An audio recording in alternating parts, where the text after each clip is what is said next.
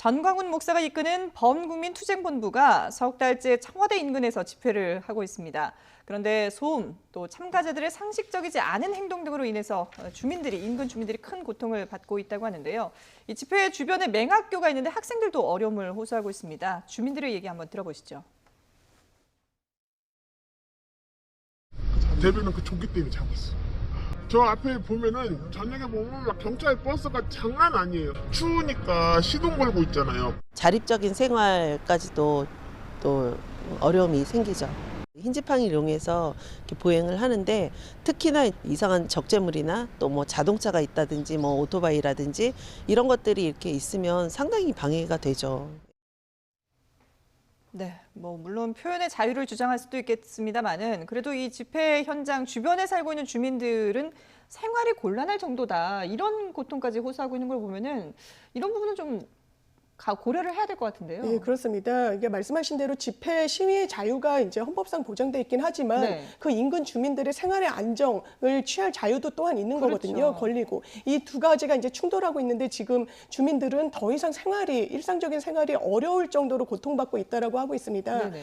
일례로 이제 맹학교가 주변에 있는데 거기는 이제 맹학교의 특수성상 소리를 이용한 교육이 굉장히 많다고 합니다. 근데 주변에 어떤 굉장한 소음으로 인해 가지고 교육 자체가 이루어지기가 어렵다고 하고요. 네. 또 이제 보행을 하는 데 있어서 상당히 좀 주의를 기울여야 되는데 워낙 이제 장애물들이 많이 설치돼 있고 사람들이 많이 오가다 보니까 예. 이제 안전사고의 위험도 높아지고 있습니다. 그럼 이런 상황을 계속 방치해야 되는 것인가라는 네네. 이제 주민들의 요구사항이 많아지고 있는 거고 그렇기 때문에 이제 경찰에서도 어떤 제한적인 조치를 또 더 좀 강도 높게 취하지 않을까 이런 생각 듭니다. 예, 말씀하신 것처럼 경찰이 그동안 지금 이게 집회가 석 달째 이어져 있기 때문에 그동안에는 좀 어떻게 보면 집회 시위의 자유를 좀 더 보장을 해줬다면 이제는 강경하게 대응할 방침이다라고 밝혔어요. 네, 지금 이제 그 경찰에서는 생활권하고 학습권 보장을 위해서 청와대 부근에 이제 낮에 허용이 되는 집회 소음 기준을 좀 낮추기로 그렇게 이제 그 얘기를 했고요. 네. 특히 이제 지금 방금 이제 맹학교 같이 그 시끄럽다고 하는 이 민원이 들어오게 된다면 확성기 전원을 끄거나 거기 그리고 방송 차량을 견인하는 등 강제 조치도 가능하다 이렇게 이제 설명을 했는데 네.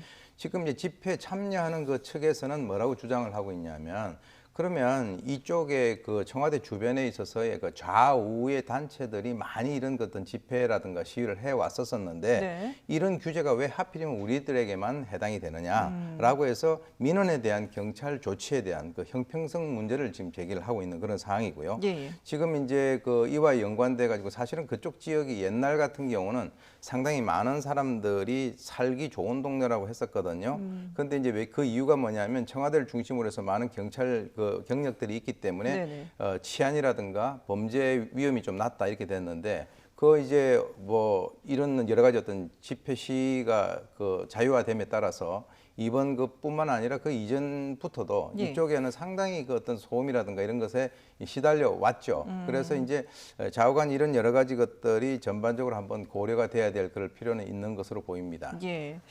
자, 전광훈 목사 측에서 형평성 문제를 제기했다고 하는데, 근데 지금 보면은 청와대 앞에서 하는 집회도 문제지만 네. 이 전광훈 목사라는 인물 자체가 그동안에 이렇게 폭력 시위를 주도한 네. 혐의로도 경찰 조사까지 받은 인물이잖아요. 그렇습니다. 왜냐하면 뭐 집회 시위의 외형을 띠고 있지만 네. 굉장히 좀 폭력적인 이제 집회 참가자들이 폭력적인 행태를 보이기도 했고 예. 그렇기 때문에 이 주도자가 전광훈 목사 아니냐 해가지고 이 집회 시위에 관한 법률 위반으로 일단 1차 경찰 수사가 이루어진 상황이고요. 예. 그 나머지 그 헌금을 임의로 받은 부분 이런 부분에 대해서도 앞으로 더 조사가 이루어질 겁니다. 그렇죠. 그리고 전광훈 목사가 일단 경찰 조사에 응한 거는 계속 미룰 경우에는 이미 이제 출금 조치는 이루어진 상황이었고 통상의 경우에 이런 경우에 체포영장이 발부되기도 합니다. 어떤 수사기관의 소환에 한 두세 차례, 세네 차례 계속 거부를 하게 되면 예. 그래서 본인의 어떤 안위를 위해서 일단은 응한 걸로 보이고 예. 그럼에도 불구하고 지금 논리는 내가 폭력 시위 집회를 주도한 것이 아니다. 우리는 자유로운 종교 집회를 했을 뿐이다. 네. 이건 종교 탄압이다라는 이제 논리를 내세우고 있는데 단순한 종교 집회라면 이렇게 장기적으로 이 시위를 끌고 갈 필요도 없고 거기에 안건으로 뭐 대통령 하야나 이런 부분을 언급할 필요조차 없을 것입니다. 그렇죠. 그렇기 때문에 지금 경찰도 이건 단순한 종교 집회로 보기 어려운 부분이 있다. 이제 법대로 집행을 하겠다. 계속 소음을 어느 한도 이상으로 그 송출한다면 그 방송 차량까지도 압수할 예정이다라고 예. 이제 강경 대응을 그래서 예고하고 있는 상황입니다. 예.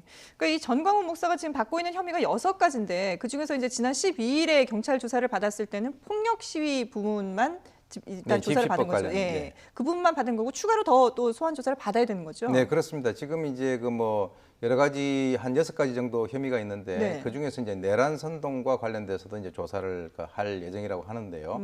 근데 이제 지금 이제 전광훈 목사 측에서는 거기에는 그 응하지 않겠다, 소환에 불응하겠다라고 네네. 얘기를 하고 있습니다. 이제 그것은 아마 자유기독당에서 지금 이제 그 문재인 대통령을 그 내란 음모와 관련돼 가지고 고소를 한 그 사건이 있는데 네. 그 사건과 동시에 하지 않으면 여기에 대해서 응하지 않겠다라고 하는 그런 그 얘기를 하고 있고요. 예. 그리고 아까 저게 이제 그 예배 그 방해와 관련돼 가지고는 경찰에서는 야간 집회 제한 통보를 했거든요. 네.